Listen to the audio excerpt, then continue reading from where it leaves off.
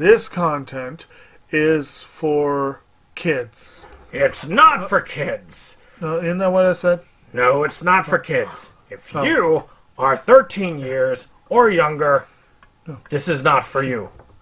Do I have to kill somebody in order to actually make that point across? No, man, you don't have to kill Wait no one. a second. Oh, no. When we return to our planet, the High Court may well sentence you to torture. He likes movies, we like movies. SeptumSin versus the world. SeptumSin versus the world. SeptumSin versus the world. SeptumSin versus the world. I'd buy that for $1. Greetings! You're watching SeptumSin vs. the World. I'm SeptumSin. We are going through another part of my collection videos. Now, I thought about it.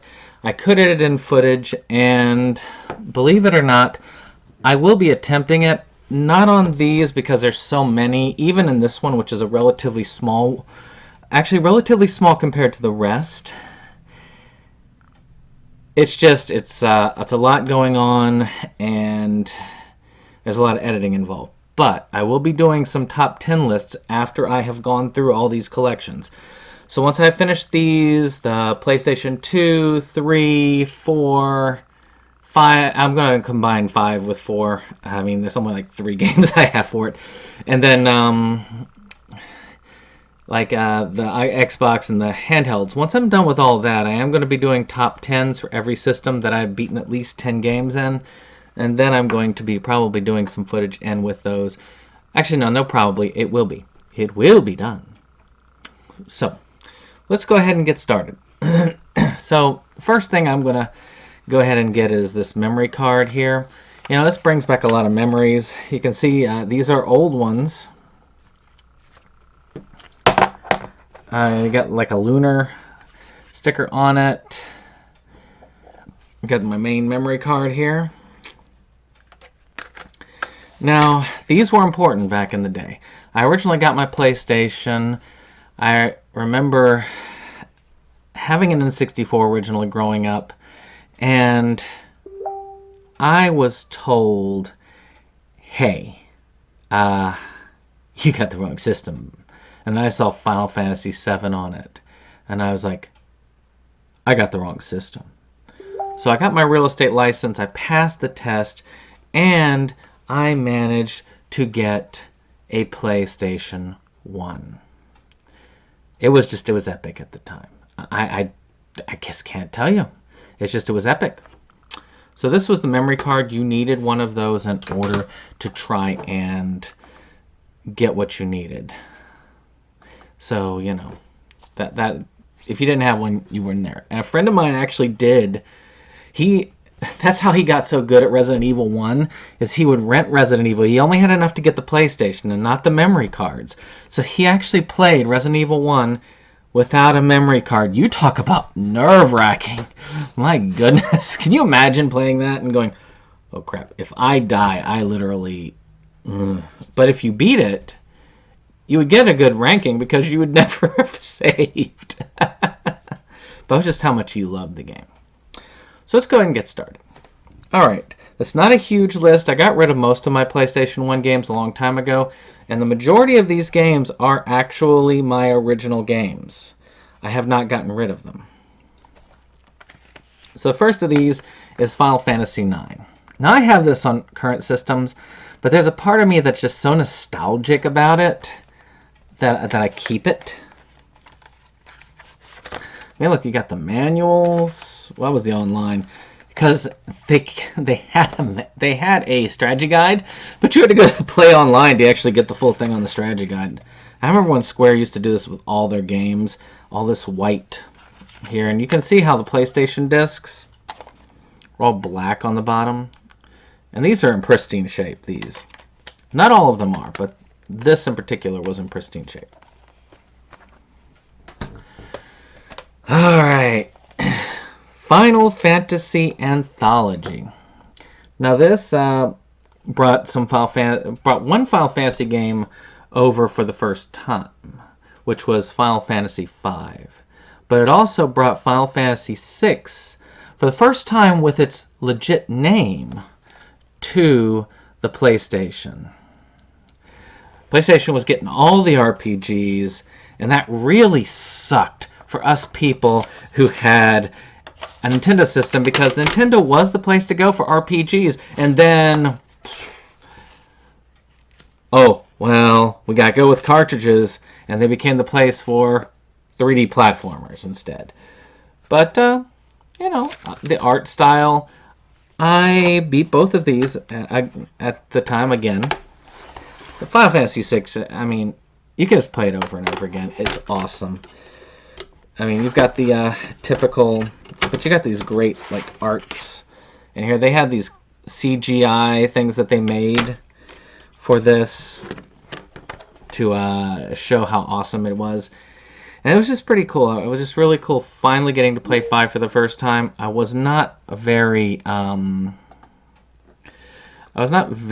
what do they call it, excited when I played 5. I kind of got bored with it, but I know a lot of people love it for the class system, and it was kind of cool to play around, but you get lost so easily. But there was another one called the Final Fantasy Chronicles. And this had Final Fantasy IV, so again, for the first time in its legit copy. And not only that, but they restored the challenge level, which, by the way, they nerfed the challenge for Final Fantasy II for the SNES. And this one, they had that, and they also had Chrono Trigger. So they ported Chrono Trigger with some really cool animated, Toriyama animated cutscenes, which was really cool to have. There were a couple of issues. I mean, there's the manual. The biggest issue with this is, one, if you were just used to playing the SNES game, Final Fantasy IV was hard as heck. And Chrono Trigger, well, Chrono Trigger had a lot of loading issues. It had a lot of loading issues, but was still very fun. To me, the most ideal way to play Chrono Trigger is probably on the original hardware, which is sad that I don't have an SNES or the cartridge, but I do have it on Steam, and that's a little bit, and that's much faster load time wise. Anyway, we should get like a remaster of Chrono Trigger, but I'd be afraid they would screw up all the mechanics and stuff. Well, there's a third Final Fantasy collection, Final Fantasy Origins. Now, I showed this off in one of my other video game diaries, where they have a graphic up-resed version of Final Fantasy 1 and 2, where Final Fantasy 2 had its first appearance ever, like the real Final Fantasy 2, had its first appearance ever in the West. And it's terrible, and it could have stayed there. But as a completionist, I am glad I've beaten it. I've beaten both of the games on this. And this was the format I beat it in. So, yeah, it took me many years to beat Final Fantasy II, but I'm happy with that. Another game I own on multiple... Matter of fact, all the games on here I own digitally. So let's talk about another game I own digitally. And that is Grandia, the original. This was an epic game. I loved this RPG. Of course, we finally get some pretty cool looking disc art on there, and you know, not so much there, but the first half of the game was spectacular. I mean, it's just you playing this guy, and you just want to adventure. You want to go off for adventure and excitement, and that's what you get. And the character's kind of annoying, but his mood is infectious. It makes you want to explore more of the world, to see it and just really get the most out of it. I really liked this game. It really was fun. The second half becomes more of a regular RPG, so it becomes okay. Now it's a bit grindy. So, you know, remember that when you're playing on that. So finally we get to one I do not have any other copy of. I'm not even sure if it's available otherwise. Maybe the PlayStation 3 store has it. But that is Legend of Dragoon. This was originally billed as the competition for Final Fantasy VII. And some people really don't like it. I can think of a couple YouTubers who really do not like this. But I loved this. I thought the story was great. The characters were cool. The battle system, it took getting used to. But, you know, still, I really enjoyed it. I mean, you had this kind of Power Ranger-esque transformations where they get these, like, dragon powers and stuff. And to me, it was just fun. It was boatloads of fun. I really enjoyed it. I have not played it since the PlayStation 1 days, so I don't know how well this would hold up. Unless there's disc rot, these actually would probably play fine. I've got a PlayStation 3, so I can actually play all of these, because that's one of the backwards compatibilities that stayed with the PlayStation 3 models. But yeah, this was just, to me, it was a lot of fun. But, very cool. Alright, so now we're getting into another big one. Now this one did have a PSP re-release, which is supposed to be the definitive edition, and it originally came out on the Sega CD. But we're talking Working Designs, Lunar, Silver Star Story. You can see my EB Games originally picking up. That's how I picked it up originally. It's beaten up a little bit, but there's a reason for it. It's been loved. I'm sorry, but you know, you play a game enough, it's going to be beaten up.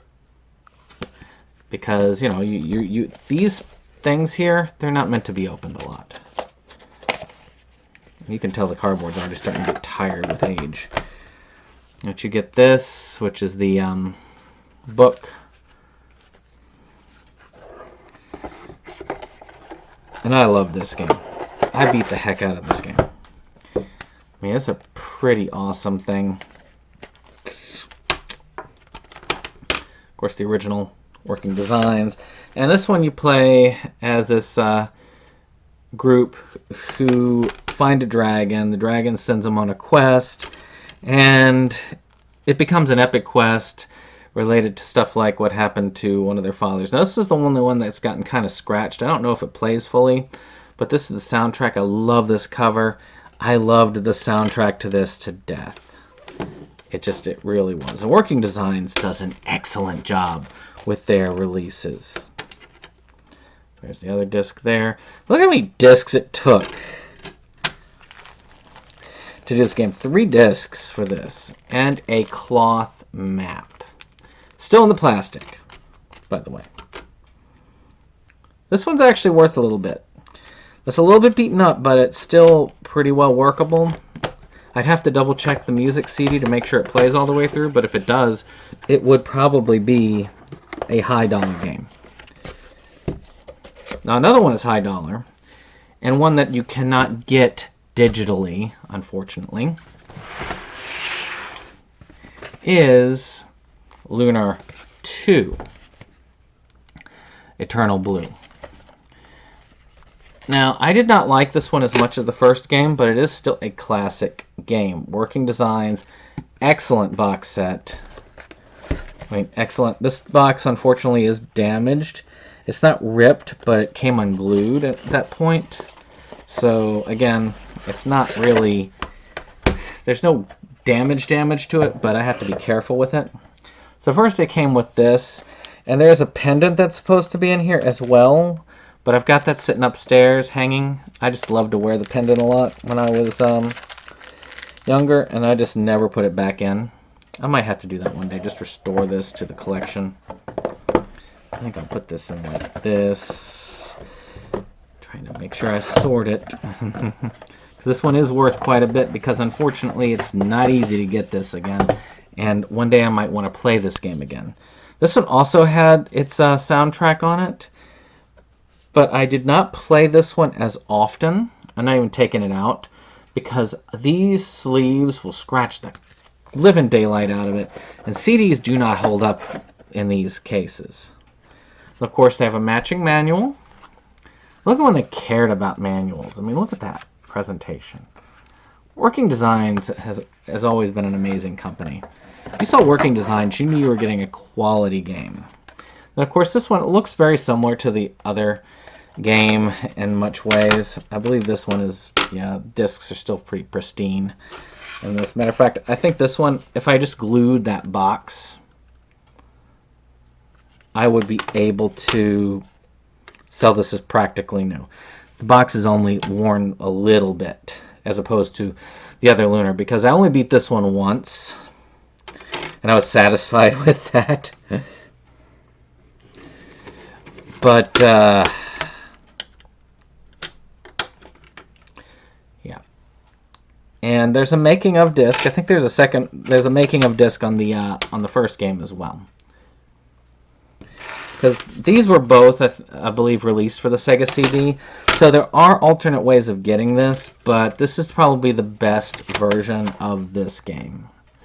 So if you want an RPG that's an amazing one, and you played, let's say you got Lunar on the PSP, and by the way, before that shop goes down, buy it off of there. I hate that you have to play it on the PSP, though I play it on the computer for other reasons.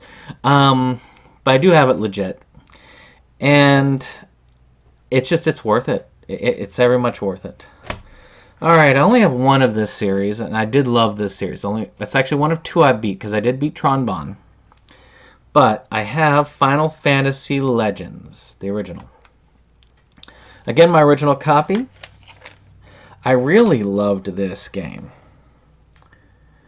It was a lot of fun. It felt like a show. When you actually had some of the cool cutscenes. Look at this, Breath of Fire 3. I owned this too, but I did sell my copy. I feel bad that I did.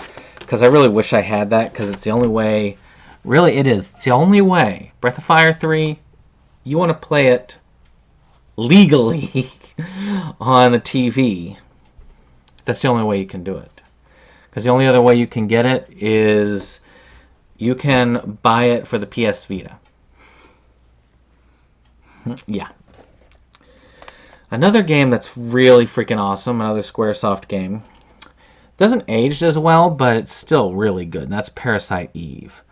One of the best concepts of survival horror RPGs. Now, believe it or not, and I've made this case before, the fighting system is not all that different from the one that they utilized in Final Fantasy VII Remake. Matter of fact, I really feel like it's an early predecessor, because you're moving around, and you did have to stop and bring up a menu. But I could see them readapting this in that system and making it work with you having to select the spells that you learn. I love this so much, I even got the movie and I've read the book. That's how much I really like this. And the movie's way out of print. Again, that routine square. But it is really cool. It's about this woman who her mitochondria awakens inside her and takes her over, and she becomes this evil being called Mitochondria Eve. And she is wanting to... Basically, the mitochondria are having a revolution, and you have to stop it. Alright, well, this one actually had a sequel. It's too bad they never, ever... sirens. Never, ever made a sequel to that. No. Never, ever made a sequel. But this one, they really wanted to try and be more like Resident Evil. It was much more of an action-based. It felt more like Resident Evil combat-wise. And it didn't have quite the customizability for the weapons. Like, you could take your pistol in the first game and make it into a freaking full auto high-caliber machine gun. Shooting like 45s. But the graphics were pretty good, and the story was kind of weird, but I like it. I like weird stuff. And, you know, it was a fun game. Again, I do own this digitally, both of these, but I am kind of glad to have them in physical. Alright, one that was big in college. Dates me because these were actually, I mean, yeah, it was towards the end of the PlayStation's life cycle, but yeah, in college, we played this game all the time. Soul Blade. Now, many of you are familiar with the Soulcalibur series, and this is where it started. I loved that you had these customizable weapons. See, there's Tekken 3 on it. Also an amazing game. Sadly, I don't own that one. But this one, you had different weapons. You could upgrade your weapons. You could earn new ones as you went through. And they all had these fancy designs and different little powers and stuff, which was really awesome. You could disarm your opponents.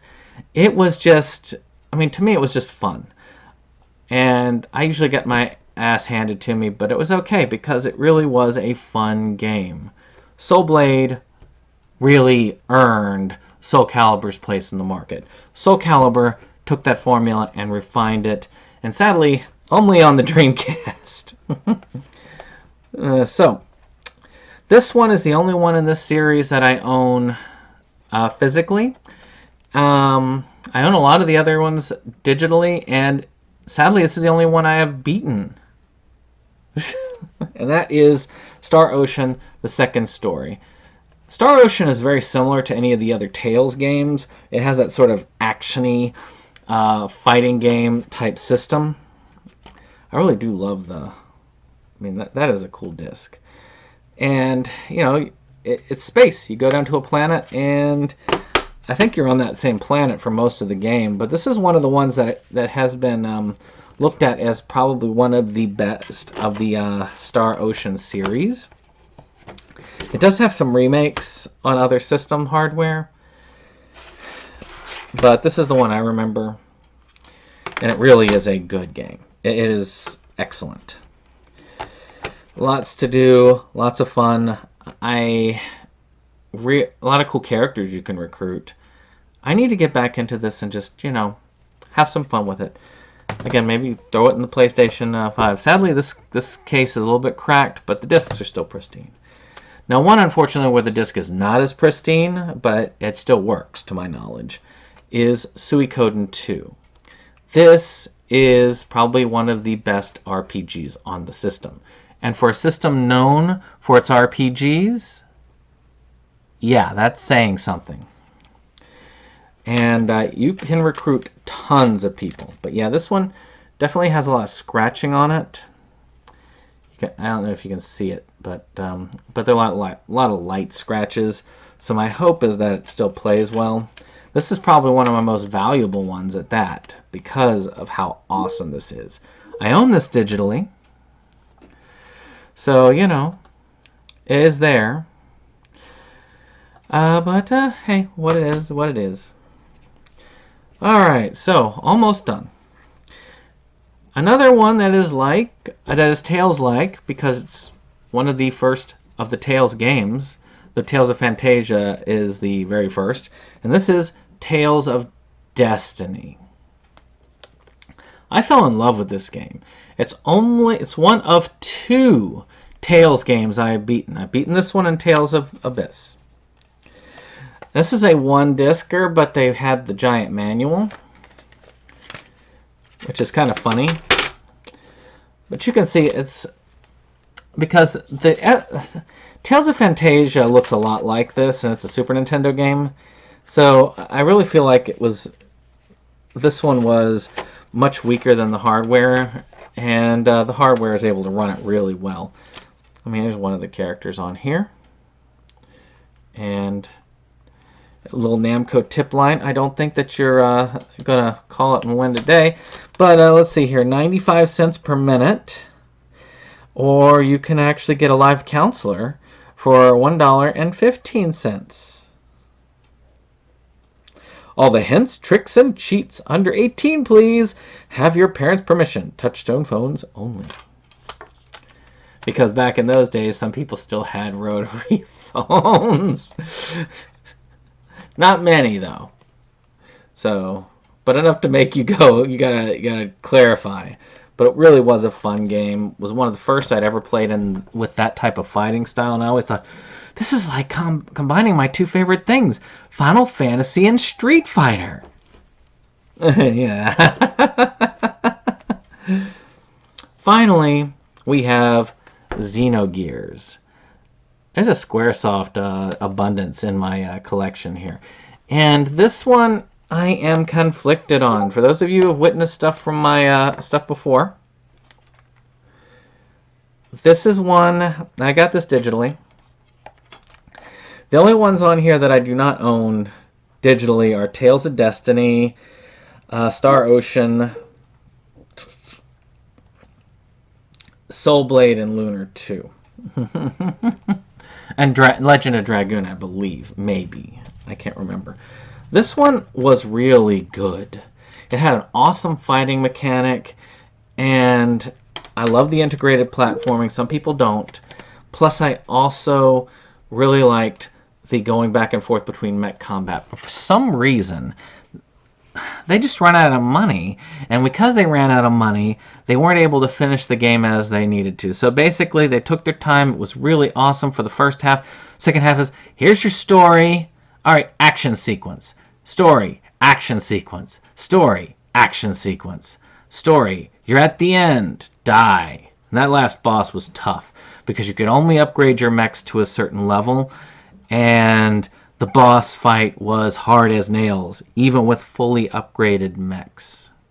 It was a tough game. But I beat it.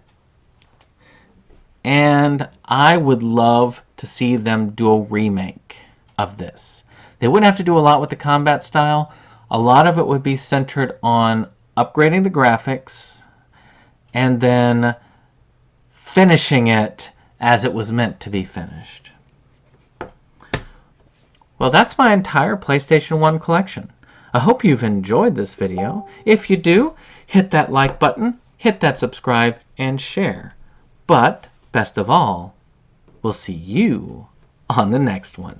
Bye-bye.